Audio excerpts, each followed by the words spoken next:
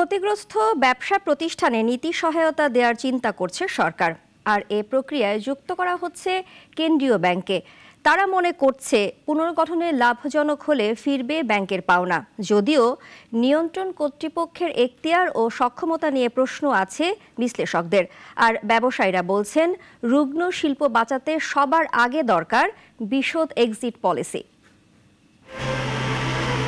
দেশে রপ্তানি আয়ের ৮০% বেশি যোগান দেয় পোশাক খাত। এই খাতে সচল কারখানা ছিল ৭,০০০-এর বেশি, তবে এখন কারখানার সংখ্যা ৩,০০০-এর নিচে। অনিয়ন্ত্রিত কারণেও রুগ্ন হয়ে পড়েছে কোনো কারখানা। রুগ্ন কোম্পানির জন্য নেই বিশদ এক্সিট পলিসি। কিছু নীতিমালা থাকলেও তা কতটা বাস্তবসম্মত সেই প্রশ্ন রয়েছে। ব্যবসায়ীরা বলছেন, রুগ্ন কারখানাগুলো পুনর্গঠনের পরিকল্পনা না থাকায় অনেক ব্যবসায়ী নতুন বিনিয়োগ কিংবা ব্যবসা সম্প্রসারণে সাহস করছেন না। গত সরকার 16টি বছর টোটাল বাংলাদেশকে একটা মরিচিকার উপরে রাখা হয়েছে, যে আমাদের এক্সপোর্ট কত হচ্ছে এই ডাটা কিন্তু আমরা পাই নাই। এক্সপোর্ট হচ্ছে হয়তো 10 টাকা, দেখানো হচ্ছে 30 টাকা। কী কারণে? দেশে উন্নয়নের জোয়ার দেখানোর জন্য, দেশে উন্নয়ন রোডম্যাপ দেখানোর জন্য। ঠিক সেম কাহিনী কতগুলি ফ্যাক্টরি, এখানে গার্মেন্টস সেক্টর নিয়ে বলবো, অ্যাকচুয়াল যদি হিসাব করেন এক্সপোর্টের সাথে প্রত্যক্ষ এবং পরোক্ষ ৩,০০০-এর উপরে কোনো ফ্যাক্টরি হবে না। ব্যবসায়ীরা বলছেন, ব্যবসা লোকসানে পড়ার অনেক কারণই বাস্তবসম্মত। বিদেশি ক্রেতা কিংবা স্থানীয় কারণে অনেক সময় তারা টিকতে পারেন না, কিন্তু তখন কেউ পাশে থাকে না। ঢালাওভাবে চিহ্নিত করা হয় ব্যাংক লুটেরা হিসেবে। আমার অপরাধটা কি? আমি তো ব্যবসা করে নিজের অর্থ, শ্রম, মেধা 24 আওয়ার্স জাগনা থাকি আমরা। সেটা কিভাবে? আমার বাংলাদেশ ঘুমাচ্ছে, আমেরিকা জেগে উঠতেছে। আমার বাংলাদেশ রেস্টে যাচ্ছে, ইউরোপ কিন্তু জেগে উঠতেছে।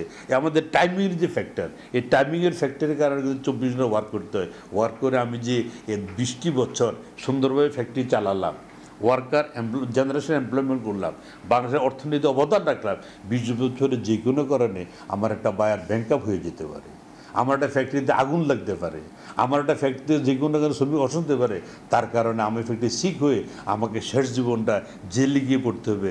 আমি তো ব্যাংক ডাকাতি করি নাই, আমি তো দেশে অর্থ লুট করি নাই, আমি তো দেশের জন্য শ্রম দিলাম। আমরা তো বাংলাদেশের অর্থনৈতিক মুক্তিযোদ্ধা।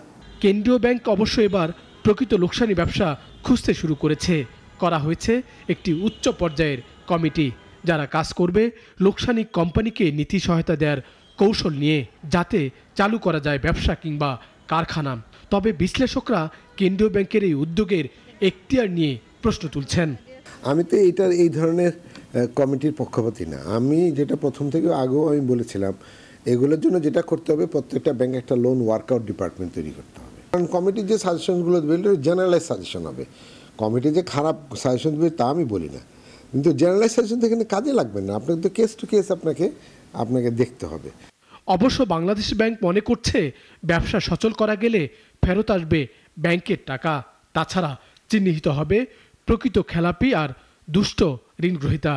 যদিও বাণিজ্যিক ব্যাংকের ঋণ আদায়ে আলাদা ইউনিট গঠনের পরামর্শ অর্থনীতিবিদদের।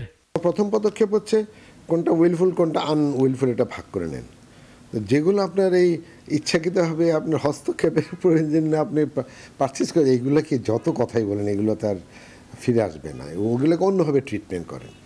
একজন নির্বাহী পরিচালকের নেতৃত্বে করা হয়েছে 5 সদস্যের কমিটি ক্ষতিগ্রস্ত ব্যবসা প্রতিষ্ঠানগুলো থেকে বিস্তারিত বিবরণ নিচ্ছে, যা যাচাই বাছাই করে সুপারিশ করা হবে করণীয় সহ। সাইদ আরমান, নাগরিক, ঢাকা।